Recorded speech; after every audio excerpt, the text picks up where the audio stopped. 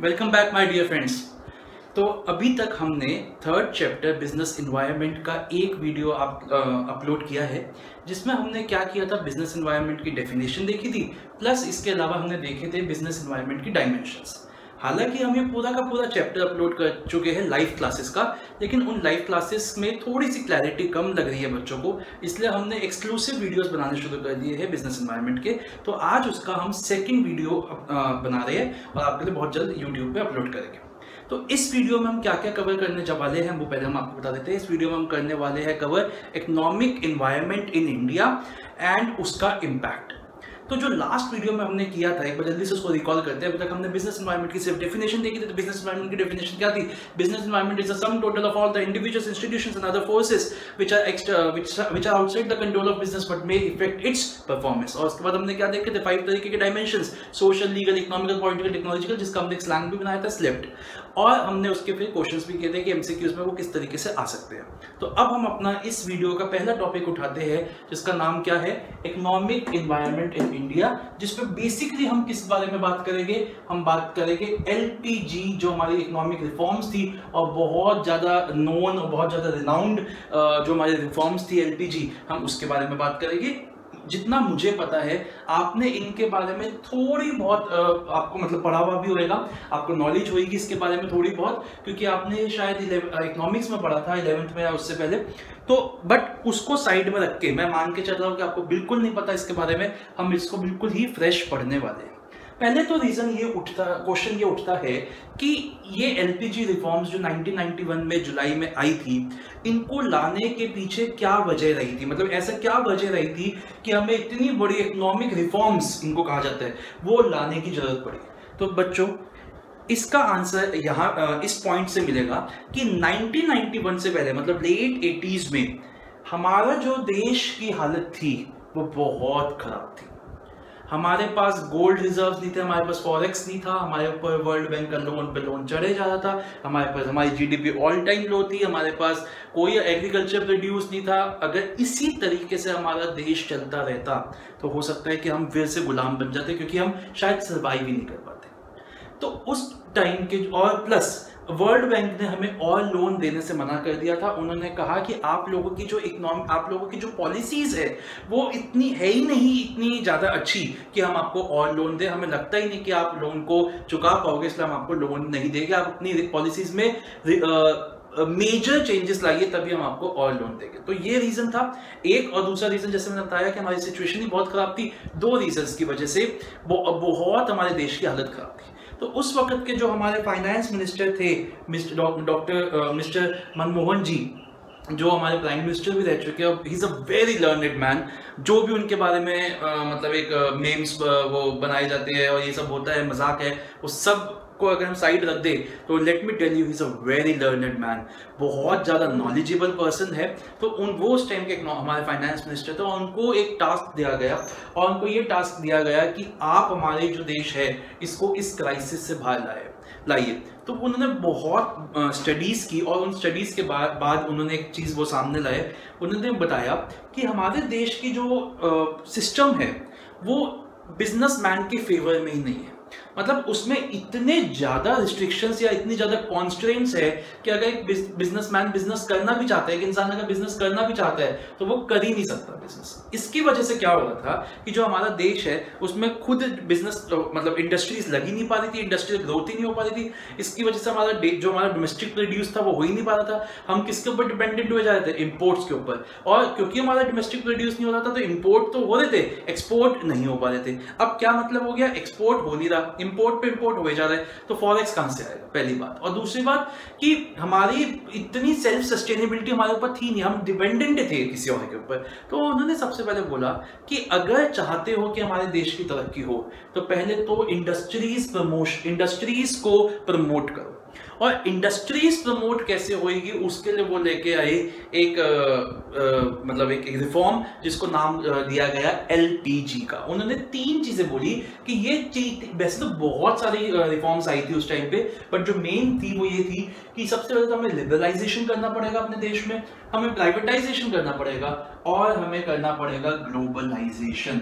अब इन तीन के बारे में हम डिटेल में बात करेंगे क्योंकि ये टॉपिक आपके एमसीक्यूज के पॉइंट ऑफ व्यू से भी बहुत इंपॉर्टेंट है और वैसे डायरेक्टली भी आ जाता है क्वेश्चंस में, केस स्टडीज के पॉइंट ऑफ व्यू से बहुत इंपॉर्टेंट है, मतलब it is a very important topic. तो सबसे पहले एक एक करके हम चीजों को लेते हैं। सबसे पहला पॉइंट बात करते हैं लिबरलाइजेशन की।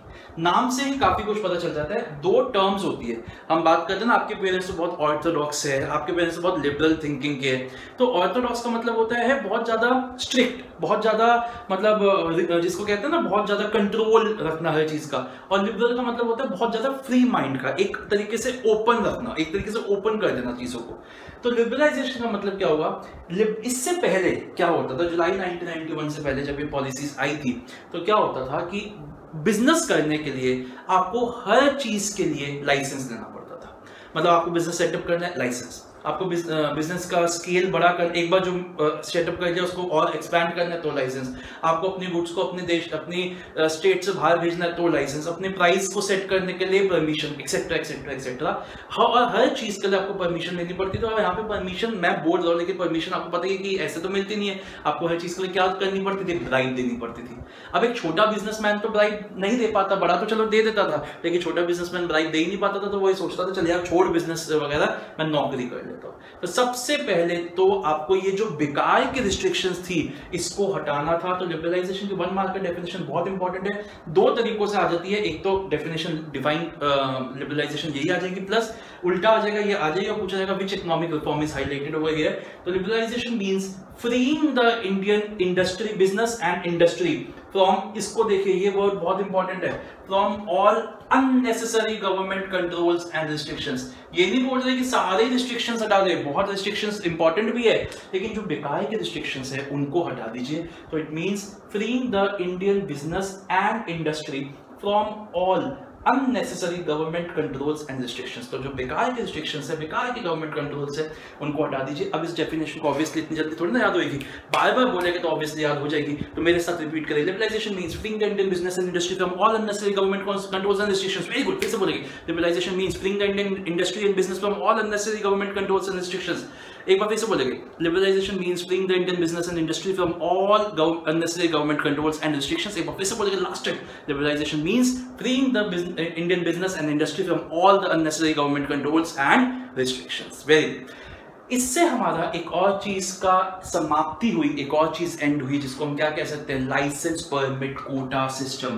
पहले हर चीज के लिए जैसे मैंने कहा लाइसेंस लेने पड़ते थे, परमिट्स लेने पड़ते थे, कोटास चलते थे कि आप इतना ही प्रोड्यूस कर सकते हैं, आप इतना ही एक्सपोर्ट कर सकते हैं, इतना ही इंपोर्ट कर सकते हैं। तो वो भी काफी हद तक हटा, और इसके वजह से क्या हुआ, बहुत ज्यादा फ्रीडम मिला बिजनेसमैन को अपना बिजनेस करने के लिए, और वो लोग जो पहले बिजनेस नहीं कर पाते थे वो भी बिजनेस करने लग गए। अब हम इसको क्या करेंगे बेटा, इसको हम रीड करेंगे अपने नोट्स में से, और उसके साथ ही कुछ एक दो पॉइंट्स में आपको 1 मार्कर्स भी मार्क करवाऊंगा। तो एक बार फिर से मेरे साथ डेफिनेशन को बोलेंगे, liberalisation means freeing the Indian business and industry from all unnecessary government controls and restrictions. Yes, I. तो come to page number 3.5 of my notes. आइए जल्दी से। लिबरलाइजेशन मींस, जो नीचे दे रखा है, नीचे को दे रखा है इकोनॉमिक एनवायरनमेंट इन इंडिया, तो उस पर लिबरलाइजेशन पे आइए। लिबरलाइजेशन मींस, इस डेफिनेशन को हाईलाइट कर दीजिए, freeing the Indian business and industry from all unnecessary government controls and restrictions. Okay, ये डेफिनेशन है, ये दो तरीकों से आ सकती है, डिफाइन लिबरलाइजेशन भी आ सकता है और उल्टे तरीके से भी आ सकता है कि लिबरलाइजेशन मतलब ये लिखा हुआ होगा, फिर पूछा जाएगा which economic reform is highlighted over here. They signal the end of licence permit quota Raj. Liberalisation of the Indian industry has taken place with respect to, ये क्या लिखा हुआ है कि क्या क्या हुआ लिबरलाइजेशन की वजह से, क्या क्या हुआ वो देखने जा रहे हैं। बहुत इंपॉर्टेंट पॉइंट है ये, जितने भी पॉइंट्स है सारे के सारे एमसीक्यूज में आ सकते हैं। ये एक लाइन लिख के आ जाएगी, फिर पूछा जाएगा which economic reform is behind this change. तो आइए जल्दी से। Abolishing of the licensing requirements in most of the industries except a short list। इसका क्या मतलब हुआ कि जो लाइसेंस लेने की जरूरत पड़ती थी, पहले हर चीज के लिए लाइसेंस लेना पड़ता था। अगर आपको कोई भी इंडस्ट्री लगानी है आप लाइसेंस लीजिए, लेकिन वो लिस्ट छोटी छोटी होती रही, और अल्टीमेटली सिर्फ 3 इंडस्ट्रीज थी जिसके लिए आपको लाइसेंस लेना है, और कोई भी काम आप सेटअप करना चाहते हो आप सेटअप करिए, किसी से कोई परमिशन लेने की जरूरत नहीं है। वो 3 इंडस्ट्रीज कौन सी थी, वो 3 इंडस्ट्रीज थी, railways, arms and ammunition and nuclear जो होता है डिफेंस वगैरह में जाते हैं, न्यूक्लियर। तो बेसिकली इन 3 को छोड़ के आपको कोई भी बिजनेस करना आप कर सकते हैं। इन 3 को अभी भी करने के लिए आपको परमिशन लेनी होती थी बस। तो देखिए कहाँ तो हर चीज के लिए बिजनेस के लिए आपको परमिशन लेनी होती थी और कहाँ सिर्फ 3 बिजनेस के लिए परमिशन लेनी है। तो कितना फ्रीडम आपको मिल गया। अब आप आगे आइए, सेकंड पॉइंट पे चलते हैं। सेकंड पॉइंट क्या कहता है? Freedom in deciding the scale of operation. अपना बिजनेस का स्केल ऑफ एक्टिविटीज आप अपना डिसाइड कर सकते हैं। आप उसको बढ़ा सकते हैं, कम कर सकते हैं, किसी से कुछ पूछने की जरूरत आपको नहीं पड़ेगी। Removal of restrictions on the movement of goods and services. अपने स्टेट से दूसरे स्टेट में या कहीं पे भी ले जाना है अगर आपको गुड्स को, तो किसी से कुछ पूछना नहीं है। Removal of goods, removal of restrictions. Fourth point, freedom in fixing the prices of goods and services. अपनी चीज के प्राइसेस फिक्स करने का हक आपको होना चाहिए और किसी को नहीं, और पूरा हक आपको मिला। अब आप जो प्राइस रखना चाहते हैं आप रखिए, आपको किसी से कुछ पूछने की जरूरत नहीं है। रिडक्शन इन टैक्स रेट्स को कम किया गया। And lifting of unnecessary controls over the economy. तो बिना बात के जो कंट्रोल्स थे उनको हटाया गया। अब बच्चों 2 पॉइंट और है जो एफ और जी है आपके नोट्स के, इनको मैं अभी डेलिबरेटली नहीं पढ़ा रहा, मैं अभी पढ़ाऊंगा जब हमारा ग्लोबलाइजेशन खत्म हो जाएगा, क्योंकि ये जो 2 पॉइंट्स है वो ग्लोबलाइजेशन से कनेक्टेड है, तो वो मैं अभी आपको पढ़ाऊंगा। पहले मेरी आपसे रिक्वेस्ट है कि अभी प्राइवेटाइजेशन पे चलने से पहले आप इस वीडियो को पॉज करिए, रिवाइंड करिए इतना, और मेरा वीडियो जो मेरा लेक्चर है उसको सुनिए। बच्चों एक बार लास्ट टाइम मेरे लिए इस डेफिनेशन को रिपीट कर दीजिए। Liberalisation means freeing the Indian business and industry from all unnecessary government controls and restrictions. अब आप इस वीडियो को एक बार पॉज करके रिवाइंड करिए एंड देन आगे बढ़े। ओके बच्चों, तो लिबरलाइजेशन की डेफिनेशन आपने अच्छे से याद कर लिया होगा, लिबरलाइजेशन के बारे में पढ़ भी लिया होगा। तो आइए अपने नेक्स्ट इकोनॉमिक रिफॉर्म पर चलते हैं, प्राइवेटाइजेशन। इसको समझते हैं, प्राइवेटाइजेशन का मतलब क्या हुआ उससे पहले समझते हैं कि प्राइवेटाइजेशन की नीड क्या थी। बच्चों no offences to anybody's parents और sister brother sisters working in public sector, लेकिन पब्लिक सेक्टर में काम नहीं होता। अब क्वेश्चन उठता है कि सर पब्लिक सेक्टर में काम क्यों नहीं होता? क्योंकि पब्लिक सेक्टर में जो आपकी सैलरी है, जो आपकी वेजेस है, या जो आपकी रेम्यूनरेशन है, that is not dependent on your contribution. Public sector में क्या है? पब्लिक सेक्टर में सिंपल है, आप आओ, ठप्पा लगाओ, अपनी अटेंडेंस लगाओ, पैसे दे जाओ, चाहे आपने काम किया कि नहीं किया। क्यों फर्क नहीं पड़ता? पब्लिक सेक्टर के जो मैनेजर्स है कंपनीज के, वो क्यों पैसे दे रहे हैं बिना बात के, इवन दो उनके एम्प्लॉइज काम नहीं करे? क्योंकि उनको अपनी जेब से थोड़ा देना है, पैसा दे कौन रहा है? वो तो गवर्नमेंट दे रही है। अगर पब्लिक सेक्टर के अंडरटेकिंग्स लॉस हो जाएगी तो गवर्नमेंट उनको पैसा देती है, फंडिंग कहते हैं जिसको हम गवर्नमेंट का पैकेज कहते हैं, जो फंडिंग देते हैं। अब एक बात बताइए, अगर ये मेरे साथ हो, मान लीजिए मैंने एक इंडस्ट्री, मैंने कंपनी खोल रखी है और उस कंपनी में 10-12 लोग काम कर रहे हैं, मुझे पता है ये लोग काम नहीं कर रहे, तो क्या मैं उनको सैलरी दूंगा? नहीं। मैं क्या करूंगा? मैं सीधा उनको निकाल दूंगा कि भैया तुम अपने घर बैठो, मेरे को ऐसे लोग नहीं चाहिए। क्यों? क्योंकि मेरे को पता है कि ये काम कुछ कर नहीं रहे, मैं बिना बात में इनकी कॉस्ट क्यों बियर करूँ? मैं लॉसेस में जा रहा हूँ, तो मेरे को पैसे ढूंढना कोई देगा कि चलो जी आप इन लोगों को पैसे देने के लिए हम आपको पैसे दे देते हैं। लेकिन पब्लिक सेक्टर में क्या होता है, गवर्नमेंट पब्लिक सेक्टर एंटरप्राइजेस को पैसा देती है आगे, अगर उनको दिक्कत आती है आगे की पेमेंट्स वगैरह करने में। इसलिए कोई अकाउंटेबिलिटी नहीं है, किसी को कोई जवाब भी नहीं देना। एम्प्लॉइज काम नहीं करे तो मैनेजर को कोई मतलब नहीं है, मैनेजर काम नहीं करा तो किसी को कोई मतलब नहीं है, सबको पैसा मिल ही जाएगा। यही चीज की वजह से पब्लिक सेक्टर क्या हो रहा था, पब्लिक सेक्टर इनएफिशिएंट सा हो रहा था। उसकी वो बहुत बड़ी इंडस्ट्रीज है लेकिन वहां पे कुछ काम नहीं होता। तो सबसे पहले तो क्या हुआ, इन्होंने बोला, मनमोहन जी ने बोला कि पब्लिक सेक्टर में जो एंटरप्राइजेस है, जो हमने कुछ चीजें रखी हुई है कि वो पब्लिक सेक्टर में ही रहेगी, जैसे कि इंफ्रास्ट्रक्चर बनाना, ये सब बनाना, उनको अब प्राइवेट लोगों को देने की नीड आ गई है। तो प्राइवेटाइजेशन का मतलब क्या हुआ? बहुत ही सिंपल डेफिनेशन एक बन मारकर देखिए जल्दी से। Privatisation means giving greater role to the private sector in the nation building process. इस वर्ड को समझना है, nation building process and reduced role to a public sector. देखिए, अगर हम बात करते हैं किसी देश की डेवलपमेंट की, अगर हम बात करते हैं और अगर हम किसी देश का कंपैरिजन करते हैं किसी और देश के साथ, तो सबसे पहले हम क्या कंपेयर करते हैं? हम कंपेयर करते हैं उसकी इंफ्रास्ट्रक्चर, उसका एयरपोर्ट्स, उसकी रोड नेटवर्क, उसका हाईवेज, उसके मतलब ये जो इंफ्रास्ट्रक्चर है उसका, वो हम कंपेयर करते हैं। अब पहले ये इंफ्रास्ट्रक्चर, डैम्स वगैरह जो है, ये सब चीजें पहले ये कौन बनाता था? ये पहले सिर्फ और सिर्फ पब्लिक सेक्टर बना सकती थी। तो जो हमारे मनमोहन जी है, उन्होंने बोला कि ये जो है नेशन को, जो देश को बनाते हैं, वो जो चीजें हैं वो हमें अब किसके हाथ में देनी पड़ेगी? प्राइवेट सेक्टर के हाथों में देनी पड़ेगी। तो आइए जल्दी से डेफिनेशन को फिर से बोलते हैं। Privatisation means giving greater role to the private sector in the nation building process and reduced role to the public sector. तो फिर से बोलेंगे, privatisation means giving greater role to the private sector in the nation building process and reduced role to the public sector. Okay, और इस चीज को achieve कैसे किया गया? इस चीज को अचीव किया गया बाय डिसइन्वेस्टमेंट। डिसइन्वेस्टमेंट का क्या मतलब हुआ? डिसइन्वेस्टमेंट का मतलब हुआ जो ऐसी पब्लिक सेक्टर एंटरप्राइजेस जिनको अब हम प्राइवेट सेक्टर के हाथ में ट्रांसफर करना चाहते हैं, उनकी क्या लगने लगी, उनकी बिडिंग होने लगी। हमने प्राइवेट सेक्टर्स को बोला कि आप बिड करिए और जिसकी सबसे हाईएस्ट बिड होगी हम उसको दे देंगे, उसको हम ये जो हमारी ये पब्लिक सेक्टर है उसको हम उसको सेल कर देंगे। बिडिंग होने लग गई और जो शेयर्स है वो ट्रांसफर होने लग गए। जैसे ही 51% शेयर्स किसी प्राइवेट कंपनी के हाथ में पहुंच गया, कितना बच्चों, 51% शेयर किसी भी प्राइवेट कंपनी के हाथ में पहुंच गया, तो क्या होएगा, गवर्नमेंट का जो कंट्रोल है वो खत्म हो जाएगा, क्योंकि मेजॉरिटी शेयर या मेजॉरिटी जो उसकी ओनरशिप है वो प्राइवेट के हाथ में पहुंच चुकी है और जो उसकी डिसीजन मेकिंग पावर है वो भी प्राइवेट के हाथ में पहुंच जाएगी। तो क्या किया गया बच्चों, मैं आपको एक एग्जांपल बताता हूं। जैसे टाटा, जो हमारा टाटा है, उसने हमारी डेसू की कंपनी खरीदी थी। अब डेसू कौन सी थी, जो हमारी पहले इलेक्ट्रिसिटी था उसको हम डेसू बोला करते थे। और आप बिलीव नहीं करोगे कि आप लोग तो शायद आफ्टर 2000 पैदा हुए सब, जो 2000 पहले से अगर आप अपने मम्मा पापा से पूछना कि पहले जो लाइट जाती थी ना, तो ऐसे नहीं जाती थी कि 10 मिनट के लिए चली गई, 20 मिनट के लिए, पहले अननोन चली गई, एक बार गई तो पता नहीं कि अब कभी आएगी कि नहीं आएगी। और लिटरली मैं आपको बता रहा हूँ 2-2, 3-3 दिन तक लाइट गई हुई है, बिना लाइट के बैठे, क्योंकि बहुत क्या थी, पहले बिजली की चोरी होती थी, पहले कोई अकाउंटेबिलिटी नहीं थी, कुछ काम ही नहीं होता था जब वो डेसू हुआ करता था। फिर इसकी शायद 2001-2-3 के आसपास, मतलब 1-2 या 2-3 के आसपास इसको प्राइवेटाइज किया गया और जो दिल्ली है उसको मतलब उसके कुछ एरियाज रिलायंस के पास चले गए और कुछ एरियाज टाटा के पास चले गए। अब मेरे को नहीं लगता कि टाटा के आने के बाद जब वो NDPL बना, उसके बाद TPDDL बन गया, Tata power Delhi distribution limited, मुझे नहीं लगता कि 2-2, 3-3 दिन तक कभी लाइट गई है। कोई अगर दिक्कत आ भी गई तो आपको बस पहले मैसेज आ जाता है कि कल आपके एरिया की लाइट इतने से इतने देर तक बंद रहेगी, अपना काम उसी हिसाब से अरेंज कर लीजिए। कितनी एफिशिएंसी बढ़ गई है।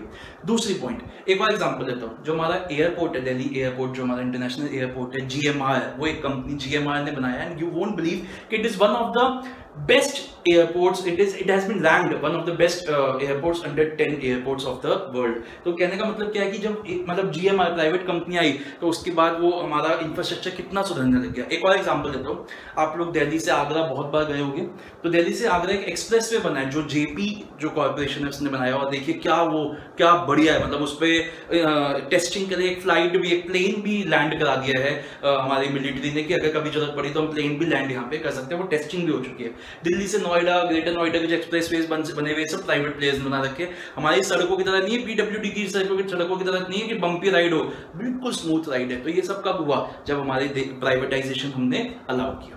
तो आइए जल्दी से प्राइवेटाइजेशन के बारे में पढ़ते हैं, एंड देन ग्लोबलाइजेशन। आइए, तो प्राइवेटाइजेशन की डेफिनेशन हुई, means giving greater role to the private sector in the nation building process and the reduced role to a public sector. इसको हाईलाइट करिए। To achieve this the government adopted the policy of plan disinvestment of the public sector which means transfer in the public sector enterprise to the private sector. बच्चों, इस definition को मैं भी आपको फिर लिखवाऊंगा, थोड़ी सी इसमें ना और इसको अच्छे से लिखवाऊंगा मैं आपको। It results in dilution of stake. Dilution का मतलब क्या होता है, हल्का करना, किसी चीज को हल्का करना। तो जैसे जैसे आपकी शेयर्स बिकते रहेंगे गवर्नमेंट के, तो गवर्नमेंट का जो स्टेक है वो कम होता रहेगा, हल्का होता रहेगा। किसका स्टेक बढ़ता रहेगा, प्राइवेट का।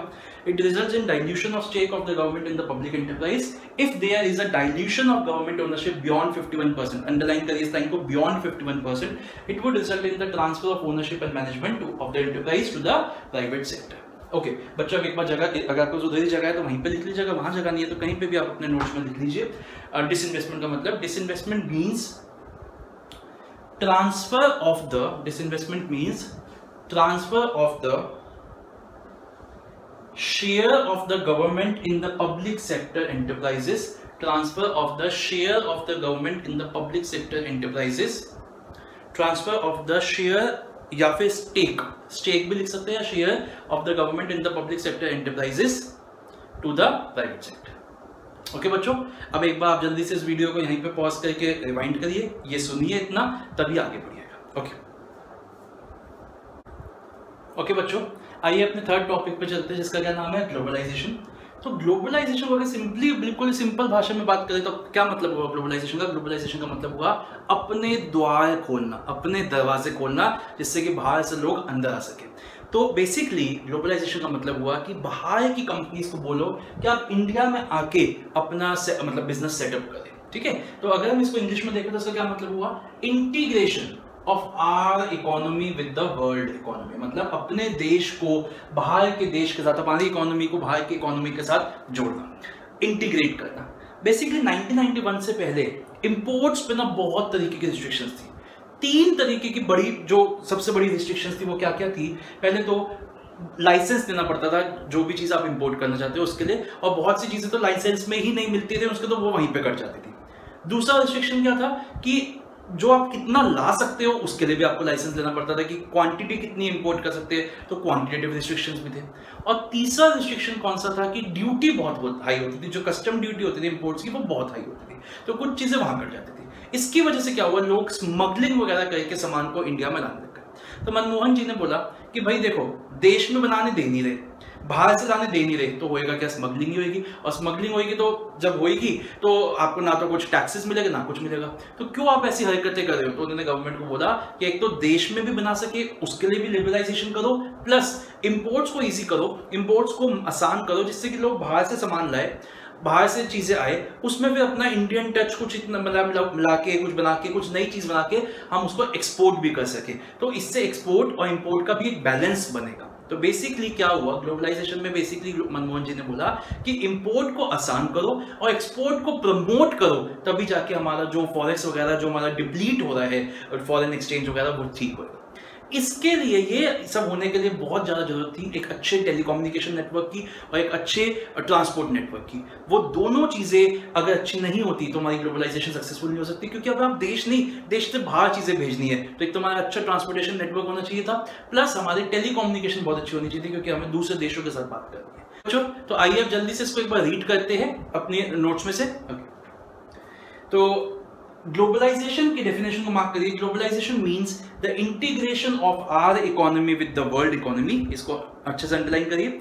Till 1991, the government of India had followed a policy of strictly regulating the imports in value and volume terms. तो दोनों को अंडरलाइन करिए। वैल्यू मतलब रुपीज टर्म्स में भी, और वॉल्यूम मतलब क्वांटिटी, दोनों ही टर्म्स में हम बहुत ज्यादा कंट्रोल रखती थी गवर्नमेंट हमारे इंपोर्ट्स के ऊपर। These regulations were with respect to पहले लाइसेंसिंग ऑफ इंपोर्ट्स। इसके लेफ्ट में लिखिए, राइट में लिखिए क्या मतलब लाइसेंसिंग का क्या मतलब हुआ कि क्या ला सकते हो, उसके ऊपर भी रिस्ट्रिक्शन होती थी। टैरिफ रिस्ट्रिक्शंस, टैरिफ का क्या मतलब होता था, ड्यूटी, कस्टम ड्यूटी को टैरिफ कहा जाता है, कस्टम ड्यूटी को टैरिफ कहा जाता है, और ब्रैकेट में लिखिए टैक्स ऑन इंपोर्ट्स। तो ये भी बहुत हाई होते थे, इसकी वजह से भी बहुत हमारा गुड्स इंडिया में कम आते थे। एंड तीसरा क्वांटिटेटिव रिस्ट्रिक्शन, क्वांटिटेटिव के लेफ्ट में लिखिए कितना। तो बेसिकली देखिए, कुछ चीजें तो इसलिए इंडिया में नहीं आ सकती थी क्योंकि उसका लाइसेंस नहीं मिलता था, कुछ चीजें इंडिया में इसलिए नहीं आती थी क्योंकि उसके ऊपर ड्यूटी बहुत हाई होती थी, एंड कुछ चीजें इंडिया में इसलिए नहीं आती थी क्योंकि उसके ऊपर क्वांटिटेटिव रिस्ट्रिक्शंस थे। तो इन सब की वजह से हमारी स्मगलिंग जो थी वो बढ़ती थी। The new economic reform aimed at import liberalization. Import liberalization का मतलब क्या हुआ, import को easy किया गया, import liberalization and export promotion, export को बढ़ावा दिया गया। इसके बाद की लाइन कट कर दीजिए, through rationalization of the tariff structure and reforms. Globalization involves an increased level of interaction between and interdependence amongst the various nations of the global economy. This has been made possible by the rapid advancement in the field of technology and liberal trade policies. तो ये तभी possible हो पाया जब हमारी technology में बहुत advancement आई और हमारी जो पॉलिसीज थी वो इजी की गई। बच्चों, अगर आपको याद होगा, मैंने अभी आपको बोला था कि हमने लिबरलाइजेशन में 2 पॉइंट्स छोड़े हैं जो कि मैं आपको ग्लोबलाइजेशन के बाद समझाऊंगा। तो अब आइए अब हम उनको पढ़ते हैं। लिबरलाइजेशन के मैंने 2 लास्ट के पॉइंट्स छोड़े थे। क्या था वो point? F point, simplifying procedures for import and export, पहला point. And G point, making it easier to attract foreign capital and technology in India. अब आप लोगों के मन में डाउट आ रहा होगा कि सर ये तो ग्लोबलाइजेशन में आना चाहिए, ये हमने लिबरलाइजेशन में क्यों लिखे हुए? इसको समझाता हूं मैं आपको एक एग्जांपल से। मान लीजिए मैं इंडिया में एक कंपनी सेटअप करना चाहता हूँ, कोई टेलीकम्युनिकेशन कंपनी मैंने सेटअप की, अब कुछ भी मोबाइल फोन्स बनाने की कंपनी मैंने सेटअप की, और मेरी उस कंपनी का जो पैसा है, जो फंडिंग है, वो मुझे दे रहे हैं अली बाबा, जो बाहर की कंपनी है, उसके फाउंडर मिस्टर जैक मा। उन्होंने पैसा लगाया, लेकिन उनका कोई और कंट्रोल नहीं, उन्होंने बस बोला कि आप पैसा मेरा है, आप बिजनेस करो। ये आपके हिसाब से क्या होना चाहिए, ग्लोबलाइजेशन या फिर लिबरलाइजेशन? बताइए, सोच के बताइए। ये आपको लग रहा होगा ग्लोबलाइजेशन नहीं, बट इसका मतलब है, इसका आंसर है लिबरलाइजेशन। लिबरलाइजेशन क्यों? क्योंकि बेसिकली हमने पहले क्या होता था, पहले बाहर के लोगों से पैसा मांगना इंडिया के बिजनेस के लिए अलाउड नहीं था। अब उसको भी क्या किया, अलाउ किया। तो मतलब हमने बिजनेस करना आसान किया, लिबरलाइजेशन। अब मैं दूसरा एग्जांपल देता हूँ। जो भारत की कंपनी अलीबाबा, उसके जो फाउंडर है जैक मा, उन्होंने इंडिया में आके एक नया मोबाइल मैन्युफैक्चरिंग का बिजनेस स्टार्ट किया है अपने अलीबाबा के नाम से ही या कोई और अपने नाम से। तो ये क्या माना जाएगा, ये ग्लोबलाइजेशन कि एक बाहर का बंदा इंडिया में आया, उसने अपना बिजनेस सेटअप किया। आप डिफरेंस समझ रहे हैं? पहला जो एग्जांपल था उसमें मैंने क्या बोला आपको कि इंडियन कंपनी है, इंडियन ही चला रहे हैं उसको, सिर्फ पैसा एक बाहर का बंदा दे रहा है। मतलब बाहर जाके जैसे लोन लेते हैं, हम बैंक से लोन लेते हैं या लोगों से लोन लेते हैं, वो लोन हमने बाहर के बंदे से ले लिया, ये अब अलाउड है, दैट इज लिबरलाइजेशन। और अगर एक बाहर का बंदा इंडिया में आके बिजनेस करता है, वो क्या माना जाएगा, ग्लोबलाइजेशन। तो सबसे जो हमने 2 पॉइंट्स उस पर देखिए, जो जी पॉइंट है, making it easier to attract foreign capital and technology in India. तो दूसरा एग्जांपल देता हूं, कैपिटल का समझ आ गया, अब टेक्नोलॉजी का। जियो कम्युनिकेशंस जो है, जो अपना ये पूरा टेलीकम्युनिकेशन नेटवर्क लगाना चाहते थे रिलायंस वाले, तो पहले क्या था, मान लीजिए पहले था कि बाहर से कोई टेक्नोलॉजी इंपोर्ट नहीं कर सकते, लेकिन अब क्या है, अब आप टेक्नोलॉजी बाहर से इंपोर्ट कर सकते हैं। तो मिस्टर अंबानी साहब बाहर गए, उन्होंने देखा कि बड़ा अच्छा एक कंपनी है जिनके पास बहुत अच्छी टेलीकम्युनिकेशन की टेक्नोलॉजी है, उन्होंने वो टेक्नोलॉजी उनसे ली और इंडिया में आके जियो को चला रहे हैं। तो ये लिबरलाइजेशन होना चाहिए कि ग्लोबलाइजेशन? ये लिबरलाइजेशन होना चाहिए, क्योंकि वो जियो है, वो अंबानी की कंपनी है, सिर्फ टेक्नोलॉजी बाहर से आ रही है। तो दिस इज लिबरलाइजेशन, जो कि पहले नहीं हो पाता था, अब हो पा रहा है। आई बात समझ में? तो ग्लोबलाइजेशन लिबरलाइजेशन में ये छोटा सा फर्क समझ में आया। आगे चलिए, एक और पॉइंट था, F point, simplifying procedures for import and export. Import and export हाँ ग्लोबलाइजेशन है, लेकिन अगर मैं कह रहा हूं कि उसका पेपर वर्क आसान कर दिया, कि पहले इंपोर्ट एंड एक्सपोर्ट के लिए इतने पेपर लगते थे, इतने पेपर, अब इंपोर्ट एंड एक्सपोर्ट के लिए 2 पेपर लगने, 4 पेपर लगने, तो ये लिबरलाइजेशन हुआ। ये बिजनेस करना आसान किया गया है या हमारे द्वारा खोले गए हैं, ये बिजनेस करना आसान किया गया है, तो दैट इज लिबरलाइजेशन। इसलिए मैंने आपको बोला था कि ये दोनों पॉइंट आपके लिबरलाइजेशन के जो है, मैं ग्लोबलाइजेशन के बाद पढ़ाऊंगा। मेरी रिक्वेस्ट है आपसे कि ये एफ एंड जी पॉइंट के लेफ्ट में आप अपने लिए लिख लीजिए, क्योंकि आप जब भी पढ़ोगे आपको लगेगा ग्लोबलाइजेशन के, और आप उसको गलती से यहाँ ले जाओगे नहीं। आप यहाँ लिखिए कि this is liberalisation only and not globalisation. तो बच्चों, हमने बहुत इंपॉर्टेंट टॉपिक कवर कर लिया, जिसका नाम है लिबरलाइजेशन, प्राइवेटाइजेशन, ग्लोबलाइजेशन। मेरी अब आपसे रिक्वेस्ट है कि एक बार इसको वीडियो को पॉज करिए, पहले इन तीनों को अच्छे से पढ़िए। अब हमारा जो नेक्स्ट क्वेश्चन है वो इसी के ऊपर डिपेंडेंट है, इंपैक्ट ऑफ एलपीजी। लेकिन उससे पहले इन तीनों को अच्छे से एक बार याद कर लीजिए। ओके बच्चों?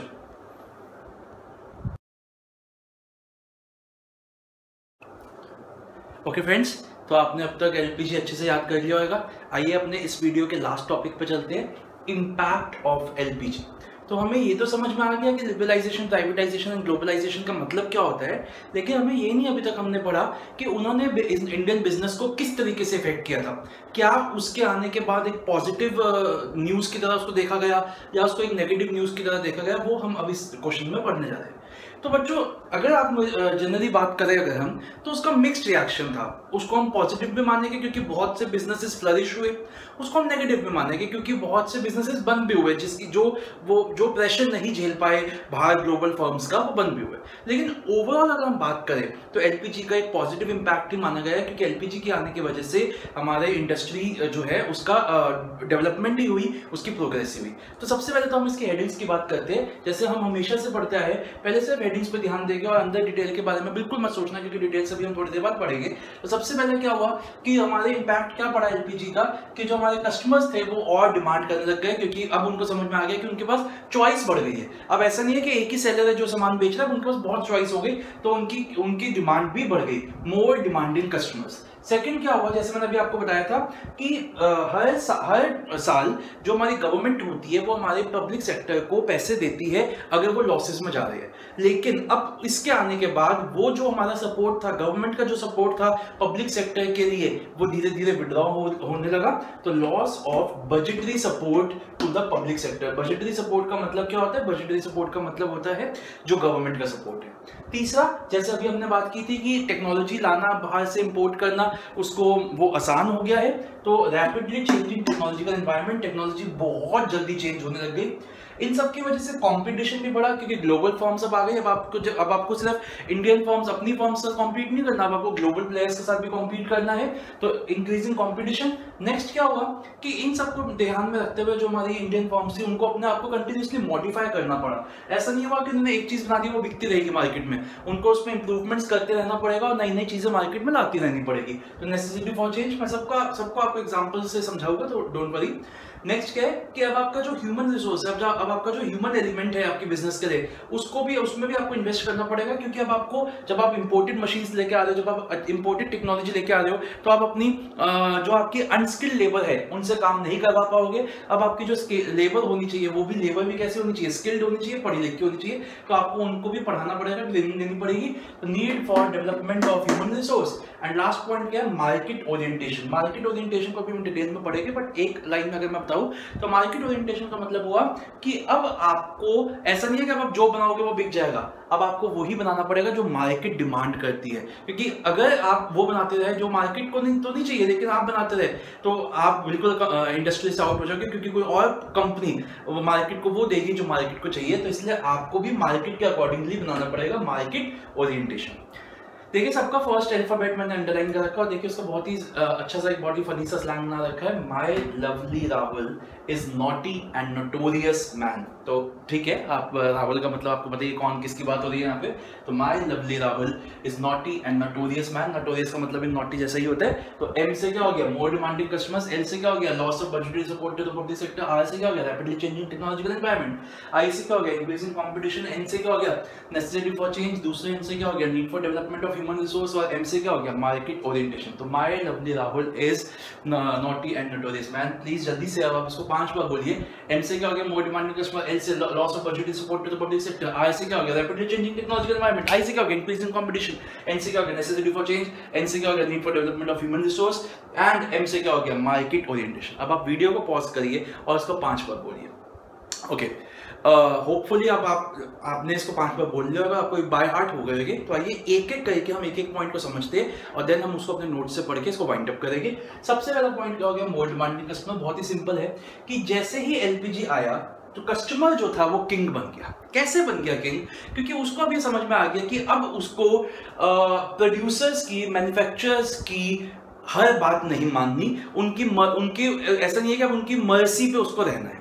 पहले क्या होता था, क्योंकि अब थे ही नहीं, पहले प्रोड्यूसर सप्लायर्स कम थे, तो इसलिए जो प्रोड्यूसर जो रेट देता रखता था चीजों को, उस पर हमें सामान देना पड़ता था। जो चीज देता था हमें वैसे लेना पड़ता था, जिस कॉम्बिनेशन पे देता था हमें वैसे लेना पड़ता था। लेकिन जब से ये कंपटीशन बढ़ा, जब से एलपीजी आई, इतने प्लेयर्स आ गए हैं मार्केट में कि अब कस्टमर किंग बन गया है और कस्टमर अपनी डिमांड्स रखता है और जो मैन्युफैक्चरर है उसको वो बनाना ही पड़ता है, क्योंकि अगर वो नहीं बनाएगा तो कोई और बना के दे देगा। इसलिए क्या हो गया कि कस्टमर्स आजकल ज्यादा डिमांडिंग हो गए हैं। आजकल कस्टमर्स बेस्ट से बेस्ट अपनी चीजें क्या करने लग गए, डिमांड करने लग गए। तो मोर डिमांडिंग कस्टमर्स। नेक्स्ट क्या हो गया, loss of budgetary support to the public sector. जैसे मैंने कहा कि पहले क्या होता था कि पब्लिक सेक्टर के जो जितने भी लॉसेस होते थे, गवर्नमेंट उनको एक पैकेज देती थी, मॉनिटरी पैकेज, और वो अपने लॉसेस को रिकवर कर लेते थे। इसलिए पब्लिक सेक्टर की डेवलपमेंट नहीं होती थी, क्योंकि पब्लिक सेक्टर में कोई इंसेंटिव ही नहीं था काम करने का। भैया लॉस हुआ तो गवर्नमेंट पैसे देती है। एक बात मैंने जैसे आपको बोली कि अगर मुझे कोई बोल दे कि आपको मैं हर महीने इतना पैसा देता रहूंगा, तो मैं काम इतनी मेहनत करके क्यों काम करूंगा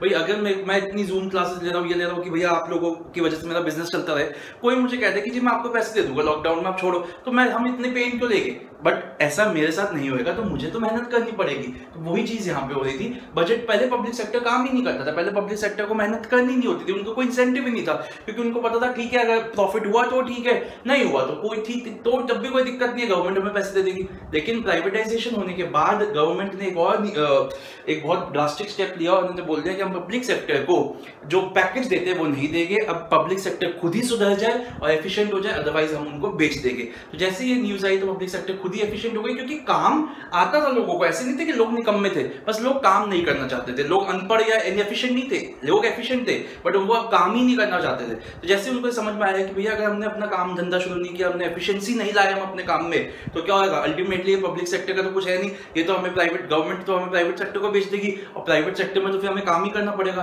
तो इससे बढ़िया तो यही है ना कि हम पब्लिक सेक्टर में रह के काम कर ले, क्योंकि पब्लिक सेक्टर में और बहुत सारी पर्पसेस और फैसिलिटीज मिलती है। तो वो भी अब क्या हो गए, सारे के सारे पब्लिक सेक्टर भी एफिशिएंट हो गया। तीसरा क्या हुआ, रैपिडली चेंजिंग टेक्नोलॉजिकल एनवायरनमेंट, बाहर से टेक्नोलॉजी लानी आसान हो गई। तो इसकी वजह से दो चीजें हुई, कुछ जो अच्छी फॉर्म, जो बड़ी फॉर्म्स थी, उन्होंने तो एडवांस टेक्नोलॉजी को इंपोर्ट कर लिया और अडॉप्ट कर लिया। इसकी वजह से क्या हुआ, उनका तो काम करने के तरीके अच्छे हो गए। लेकिन कुछ छोटी फॉर्म्स जो उस टेक्नोलॉजी को इंपोर्ट नहीं कर पाई, अडॉप्ट नहीं कर पाई, भाई टेक्नोलॉजी है तो महंगी भी तो होगी, तो वो फॉर्म्स बंद भी हो गई। तो इसका पॉजिटिव नेगेटिव दोनों ही इंपैक्ट पड़ा। नेक्स्ट, इंक्रीजिंग कंपटीशन, ये बहुत इंपॉर्टेंट पॉइंट है। कंपटीशन बहुत ज्यादा बढ़ गया और स्पेशली कंपटीशन बढ़ा सर्विस सेक्टर की 4 सर्विसेज में, जैसे कि टेलीकम्युनिकेशंस, जैसे कि airlines, insurance and banking sector. मैं आपको चारों का एग्जांपल से बताता हूं। देखिए बच्चों, टेलीकम्युनिकेशन के नाम पे पहले इंडिया में सिर्फ एमटीएनएल होता है, तो आपको पता ही होगा एमटीएनएल कितना, आपको शायद ना पता हो, मतलब आपने पेरेंट्स से पूछना, एमटीएनएल एक टाइम पे बहुत एक्सपेंसिव होता था, मतलब लैंडलाइन भी बहुत एक्सपेंसिव होती थी। लेकिन धीरे धीरे कंपटीशन, उसके बाद आया मोबाइल फोन्स। पहले मोबाइल फोन्स के 1-2 प्लेयर्स ही होते थे, जैसे इंडिया में पहले उसे वोडाफोन का नाम पहले हच होता था, उससे पहले एसआर होता था, तो वो था, और एक एयरटेल थे, 1-2 ही थे। तो वो इनकमिंग के भी पैसे होते थे, एक टाइम ऐसा होता था कि इनकमिंग के भी पैसे लगते थे। धीरे धीरे प्लेयर्स बढ़े, आइडिया आया और जियो आया और भी बहुत सारे छोटे छोटे प्लेयर्स आने लग गए मार्केट में। आज का जो सिनेरियो है, आप मुझे बताइए कि आज की डेट में एक्चुअली में मोबाइल फोन क्या महंगा है, मोबाइल सर्विसेज को अफोर्ड कर पाना क्या महंगा है? It is actually next to nothing, बिल्कुल ही जीरो हो चुका है। क्यों? क्योंकि कंपटीशन इतना बढ़ चुका है। तो अल्टीमेटली इस कंपटीशन से फायदा किसको हो रहा है? कस्टमर को हो रहा है। तो ये तो हो गया हमारा टेलीकम्युनिकेशन। बात करते हैं एयरलाइंस की। तो एयरलाइंस के नाम पे पहले सिर्फ एयर इंडिया होता था, इतनी महंगी टिकटें, कोई फैसिलिटीज भी नहीं, आप जाओ कोई मजा भी ना आया आपको एयरलाइन में। लेकिन जैसे जैसे अब प्राइवेटाइजेशन हुआ, इतनी सारे private players, spice jet, Kingfisher वैसे बंद हो गया, लेकिन हाँ एक टाइम पे होता था और बहुत ज्यादा अच्छा था, सस्ती एयरलाइंस में नंबर 1 था। स्पाइस जेट हो गया, किंगफिशर हो गया, जेट हो गया और XYZ हो गए। तो इनकी वजह से क्या हुआ, आजकल आप एयरलाइंस की टिकट देखिए, इतनी चीप टिकट, मतलब एक मिडिल क्लास में अफोर्ड कर सकती है एयरलाइंस को। नेक्स्ट बात करते हैं इंश्योरेंस। तो इंश्योरेंस के नाम पे पहले सिर्फ LIC होती थी, जिंदगी के साथ भी जिंदगी के बाद भी, और अब देखिए मैक्स, बूपा, लाइफ इंश्योरेंस और भी बहुत सारे प्राइवेट प्लेयर्स इसमें आ गए हैं। तो एक्चुअली इंश्योरेंस के प्रीमियम जो हो गए वो भी अब सस्ते हो गए हैं। And lastly banking. तो बैंकिंग के नाम पे पहले सिर्फ SBI नाम का बैंक होता था, अब देखिए royal bank of Scotland, RBS जिसको कहते हैं, HSBC बैंक, हांगकांग बैंक हो गया, HDFC बैंक, ये वो सब। तो इससे आप देखिए बैंकिंग सर्विसेज कितनी अच्छी हो गई। आजकल बैंक वाले, आपको शायद पता ना हो, आजकल बैंक वाले आपके घर से आके आपका पैसा ले जाएंगे डिपॉजिट करने के लिए, इतना आपके घर आके पैसा भी दे जाएगा अगर आप विड्रॉ करोगे। तो इतनी फैसिलिटीज कहाँ होती थी, बट अब होने लगे क्योंकि इंक्रीजिंग कॉम्पिटिशन हो गया। नेक्स्ट की बात करते हैं नेसेसिटी फॉर चेंज। तो इसका बहुत ही अच्छे से एग्जांपल से समझाता हूँ कि धीरे जैसे जैसे अब ये LPG हुआ, तो आजकल जो हमारी इंडस्ट्रीज है वो एक ही मॉडल के साथ, एक ही प्रोडक्ट के साथ नहीं चल सकती। उनको अपने प्रोडक्ट्स में कंटिन्यूसली क्या करना पड़ेगा, मॉडिफिकेशंस करनी पड़ेगी, चेंजेस करनी पड़ेगी। एग्जांपल से समझाता हूँ। पहले एक MTNL जो था वो सिर्फ लैंडलाइन के लिए जाना चाहता था, आपको भी पता होगा, मुझे भी पता है। लेकिन जैसे ही वोडाफोन और एयरटेल वगैरह आए, इन्होंने मोबाइल सर्विसेज दी, तो MTNL को लैंडलाइन से मोबाइल सर्विस में आना पड़ा, और इसकी मोबाइल सर्विस का नाम होता था डॉल्फिन, शायद आपको पता हो।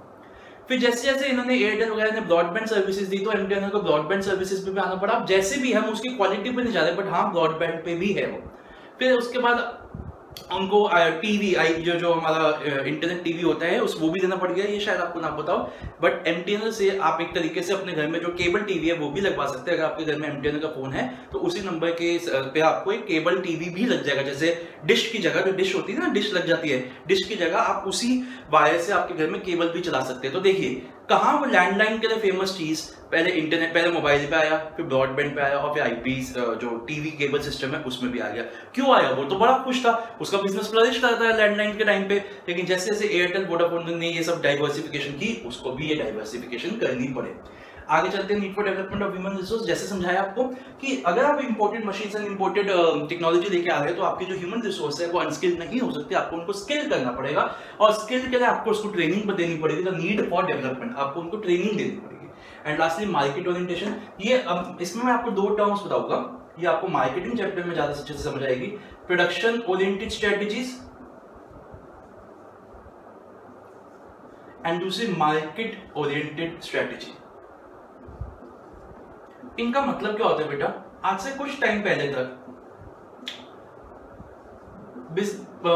जो मैन्युफैक्चरर्स है वो ये सोचते थे, उनकी बिलीफ थी कि वो जो बनाएगी वो बिक जाएगा, क्योंकि बनाने वाले कम थे और कंज्यूम करने वाले ज्यादा थे। और ये सक्सेसफुल भी था, क्योंकि अब अल्टीमेटली आपको जो मिल रहा है आपको उसी से काम चलाना पड़ेगा, क्योंकि बहुत सारे ऑप्शंस तो है ही नहीं ना मार्केट में। धीरे धीरे जैसे कंपटीशन बढ़ा, प्लेयर्स आने लग गए मार्केट में, अब क्या हुआ, अब चॉइस बढ़ गई, एक कस्टमर के पास चॉइस बढ़ गई, और आज कस्टमर वो नहीं लेता जो आप उसको बेचते हो। कस्टमर वो लेता है जो उसको चाहिए। तो प्रोडक्शन स्ट्रेटेजी कहती थी कि जो प्रोड्यूसर बनाएगा वो बिक जाएगा, लेकिन मार्केट स्ट्रेटेजी कहती है कि एक प्रोड्यूसर तभी सक्सेसफुल हो सकता है मार्केट में, एक बिजनेसमैन तभी सक्सेसफुल हो सकता है मार्केट में अगर वो चीज बनाए जो कस्टमर को चाहिए। तो पहले प्रोडक्शन स्ट्रेटेजीज चलती थी, लेकिन जैसे एलपीजी आया प्रोडक्शन स्ट्रेटेजी से अब प्रोड्यूसर को या मार्केट जो बिजनेसमैन उसको कहाँ शिफ्ट होना पड़ा, मार्केट स्ट्रेटेजी पे, मार्केट ओरिएंटेशन। ओके बच्चों, समझ में आ गया? आइए इनको सबको जल्दी से एक बार रीड करते हैं और आगे अपना उसके बाद इस चैप्टर ये आज की क्लास को वाइंड अप करते हैं। तो सबसे पहला जल्दी से आइए, मैं इसको आपके नोट्स में जो लिखा हुआ है पेज नंबर 3.6 में वहां से रीड करा रहा हूं। तो सबसे पहले क्या हो गया, increasing competition as a result of the, ये जो लाइन है ना बच्चों इसको हम सिंपल कर सकते हैं, as a result of the changes in the rules of industrial licensing and entry of foreign firms. वैसे तो सिंपल ही लिखा है, बट अगर आप इसको अभी और भी सिंपल करना चाहो तो आप सीधा लिख सकते हैं, as a result of LPG competition for Indian firms have increased specially in the service industries like telecommunication, airline, banking, insurance. इन चारों को एक बॉक्स में डालिए, telecommunication, airlines, banking, insurance which were earlier in the public sector। और चारों के example लिखिए बच्चों, जैसे टेलीकम्युनिकेशन का आप एरो बना के एग्जांपल लिख लीजिए एमटी, ये सिर्फ अपने समझने के लिए। जब आप आज से 6-7 महीने बाद इस चैप्टर को पढ़ेंगे तो आपको समझ में आएगा कि मैंने आपको क्या एग्जांपल्स दिए थे। एमटीएनएल से क्या आ गया, एयरटेल आ गया, वोडाफोन आ गया, एक्सेट्रा। उसके बाद आप टेलीकम्युनिकेशन के बाद आप लिख लीजिए एयरलाइंस का, लिखिए कि पहले एयर इंडिया था और एयर इंडिया से हमारा कौन सा आ गया, स्पाइस जेट, किंगफिशर, एक्सेट्रा। उसके बाद आप लिखिए बैंकिंग का, एसबीआई से आप लिख लीजिए एचएसबीसी बैंक। और उसके बाद आप लिखिए इंश्योरेंस का, पहले एलआईसी होती थी और अब मैक्स, बूपा, आपने ऐड भी देखे होंगे इसके, लाइफ इंश्योरेंस एक्सेट्रा, ऐसे ऐसे इंश्योरेंस बहुत सारी। अब आइए मोर डिमांडिंग कस्टमर्स। तो customers today have become more demanding because they are well informed. The increased competition in the market gives the customer wider choice in purchasing better quality of goods and services। आगे चलिए, rapidly changing technological environment, new technologies makes it possible to improve the machines, products, etc. The rapidly changing technological environment creates tough challenges before the small firms। तो small firms इसकी वजह से बंद हो गई। Necessity for change, after 1991 the market forces have become turbulent and as a result of which the enterprise have to continuously modify their operations। यहाँ पे again एक example लिख लीजिए सिर्फ समझने के लिए भी, और ये लिख के भी आ सकते हैं। For example, MTNL which was earlier famous for landline businesses, yeah, landline telecommunication services, MTNL which used to be earlier famous for landline telecommunication services have to diversify into the business of mobile network, mobile telecommunications, broadband services, etc. after the entry of private players such as Vodafone, Airtel, etc. तो I hope आपको समझ में आ गया होगा कि point क्या कह रहे हैं। आगे चलते हैं। Need for developing human resource, the new market conditions requires people with higher competencies, competence मतलब skills and greater commitment, hence need for development of human resource। Market orientation, बेटा यहाँ पे आप दो चीजें लिखिए, चलो अभी मैं दिखाता हूँ। Earlier firms used to follow production oriented marketing operations, इसमें ब्रैकेट में लिखिए प्रोडक्शन ओरिएंटेड मार्केट ऑपरेशंस में लिखिए जो बनाओगे बिक जाएगा। ये सोचा जाता था कि हम जो भी बनाएंगे वो बिक जाएगा। But now, in the fast-changing world, there is a shift to market orientation as the firms have to study and analyze the market first and produce goods accordingly। Market orientation के ऊपर लिखिए, अब वो ही बिकेगा जो कस्टमर को चाहिए या जो मार्केट को चाहिए। ओके, तो पहले प्रोड्यूसर को लगता था हम जो बनाएंगे बिक जाएगा, बट धीरे धीरे उनको समझ में आ गया कि हम तभी सक्सेसफुल हो सकते हैं जब हम वो बनाए जो मार्केट को चाहिए। And lastly, the central government budgetary support for financing the public sector has declined over the years. The public sector have now realized that in order to survive and grow, they will have to be more efficient and generate their own resources for this purpose। तो उनको समझ में आ गया कि ultimately या तो हम खुद ही सुधर जाए, अदरवाइज हमें तो ये गवर्नमेंट प्राइवेट सेक्टर के हाथों बेच देगी, जहां तो हमें काम भी करना पड़ेगा और डंडा भी पड़ेगा। तो इससे बेटर है कि पब्लिक सेक्टर में रहकर काम कर लो और फायदा जो पब्लिक सेक्टर के और फायदे हैं उनको उठा। ओके बच्चे, इसकी कंक्लूजन पढ़ते हैं। इसकी कंक्लूजन बहुत ही अच्छी लिखी गई है। तो आइए, on the whole the impact of government in this particularly in respect of LPG has been positive as the Indian business and industry has shown greater resilience. मुझे इस वर्ड का मतलब आपसे सुनना है। रेजिलियंस का मतलब होता है ग्रेटर कंपटीशन या greater face of greater competition in dealing with the new economic order. तो उन्होंने इंडियन फर्म्स एंड बिजनेस ऐसा नहीं था कि वो बंदी हो गई थी, उन्होंने अच्छा कंपटीशन दिया इस एलपीजी को, and finally on the whole, हाँ कुछ फर्म्स बंद हुई है लेकिन ऑन द होल इसका पॉजिटिव इंपैक्ट पड़ा है। पॉजिटिव इंपैक्ट बिजनेस में भी पड़ा है और कस्टमर्स का तो फायदा हुआ ही हुआ। तो बच्चों इसके साथ हमारा आज का जो लेक्चर है वो खत्म होता है। आज के लेक्चर में हमने क्या टॉपिक्स कवर किया, हमने एलपीजी कवर किया और उसका इंपैक्ट कवर किया। अब थर्ड टॉपिक जो हमारा वीडियो है उसमें हम क्या डालेंगे, इसके एलपीजी के ही जो आगे के क्वेश्चंस है एक दो, impact of privatisation and managerial response, वो आपको मिलेगा। तो मेरी आपसे वही रिक्वेस्ट, जैसे मैं हमेशा कहता हूँ कि एक बस पूरे वीडियो को अच्छे से पढ़िए, सुनिए, उसके बाद जो जो आपको चीजें मार्क करने को बोलिए उसको अच्छे से मार्क करिए अपने प्रॉपर नोट्स में। और जब तक मेरा नेक्स्ट वीडियो नहीं आता, stay safe and stay excited. Bye bye.